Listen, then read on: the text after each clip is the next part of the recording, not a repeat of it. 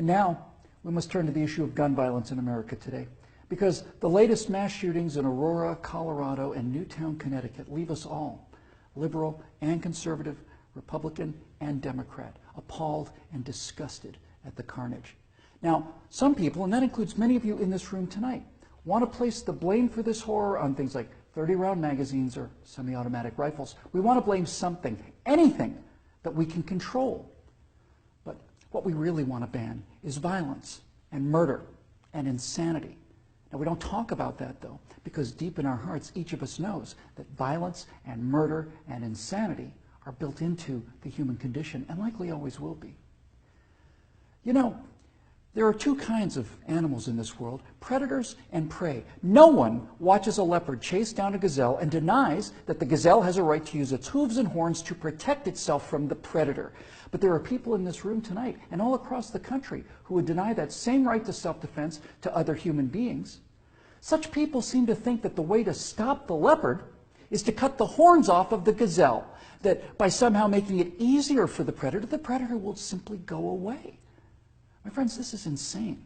When you make it easier for the predator, you get more predators. So let's start with the so-called assault weapons, more properly known as semi-automatic rifles. In 2011, the total firearm murders came to 8,583, according to the FBI. Now, during that time, the total murders committed by rifles, all rifles, not just semi-automatic rifles, were 323. That's 3% of all murders. Hammers and clubs kill half again as many people as rifles. Hands and feet murder twice as many. And knives kill 5 times more Americans than all rifles combined. Preventable medical errors kill about 98,000 people per year. Medical malpractice kills more than 12 times as many people as are murdered in the U.S. each year. That's more than 300 times the number killed by all rifles, not just the so-called assault rifles. And yet, no one talks about limits on hammers or knives or doctors or hospitals. No one does that because the good we perceive from hammers and knives and doctors far outweigh their perceived harm. And yet, studies show that firearms prevent anywhere from 800,000 to over 2 million violent crimes every year. The lowest estimate means that 100 times more violent crimes were prevented with firearms than the total murders committed with firearms. That's 100 times as many.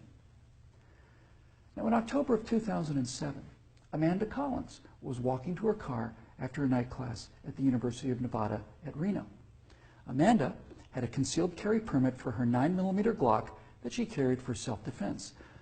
Unfortunately for Amanda, UNR is, like most college campuses, a gun-free zone. So, like the law-abiding citizen that she is, she did not have her gun with her in this gun-free zone when she was attacked by James Bila.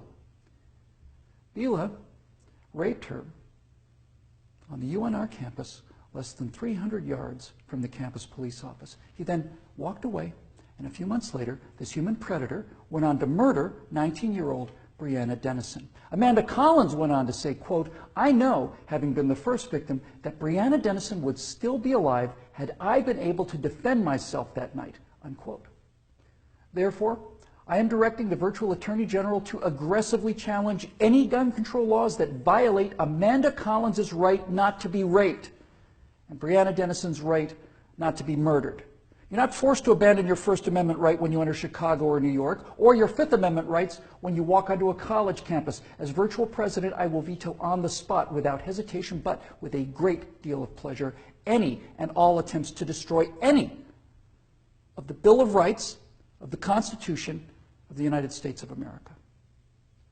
Because, when it's all said and done, the Second Amendment to the Constitution is not there to protect us against criminals, and the people calling for gun control know this. That's why they want gun control instead of crime control. That's why they want laws that, at the stroke of a pen, turn law-abiding citizens into criminals.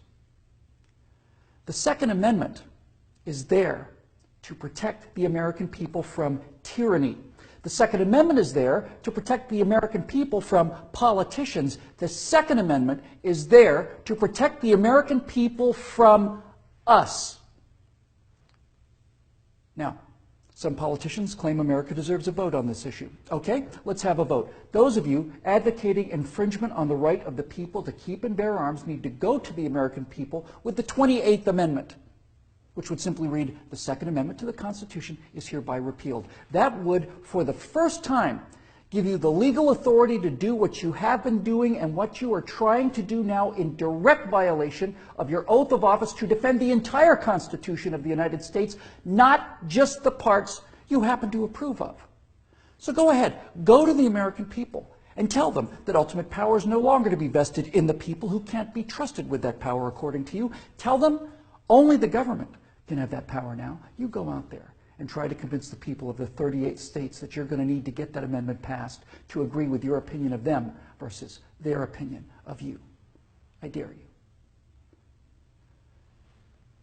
12 million unarmed men, women, and children were unable to resist being murdered by their own National Socialist government in Germany. Perhaps 50 million unarmed men, women, and children were murdered by their own Union of Soviet Socialist Republics. 50 million Chinese murdered by their own government under Mao, who also disarmed his people. And in Cuba, and in Vietnam, and in the killing fields of Cambodia. Now you say that can't happen here? You say we're protected? By what? By the Constitution that you're in the process of destroying? You are in violation of your oaths of office by so much as introducing this legislation, let alone passing it. My fellow Americans, the previous inhabitants of this chamber watched as 100 million people were murdered after being disarmed by their own governments. Every single one of those men, women, and children were as real and precious and irreplaceable as the children at Newtown. And I tell you here and now that I will be damned if I will let that happen to the American people.